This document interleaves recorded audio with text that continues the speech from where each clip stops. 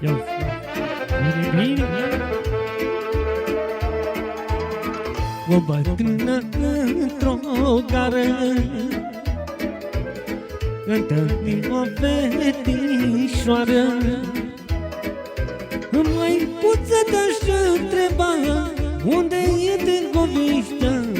Fetițo, fetița mea,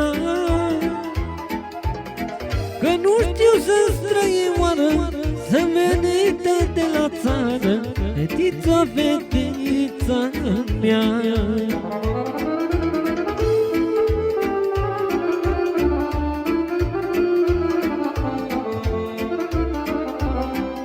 Hai să fie pentru toate mamele.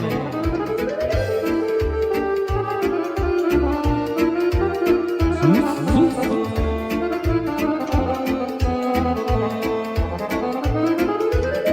Că-am trimis și eu scrisoare de la băiatul mai mare. Am plecat de lângă mine, s-a sunat și este bine. Fetițo, fetița mea, și la mic mă așteaptă în gară, că mă știe bolnăvioară. Fetițo, fetița mea.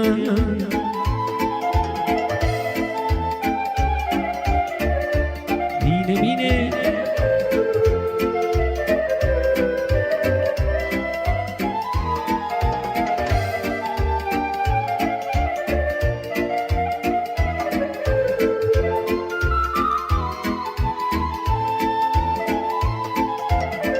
Nu știu ce-o fi pățit,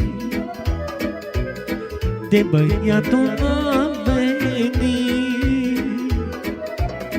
Poate drumul rătăcit, poate drumul rătăcit. Fetițo, fetița mea, că nu văd pe nimenea, vai de inimioara mea. Fetițo, fetița mea.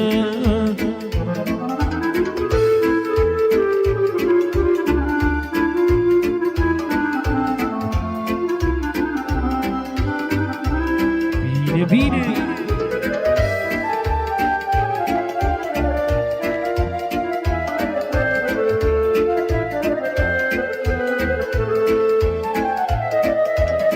Și tata s-a plecat și mâna i-a sărutat.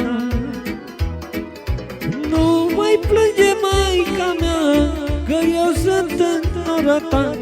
Fetițo, fetița mea,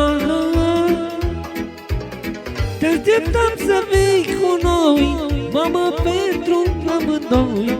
Măicuță, măicuța mea.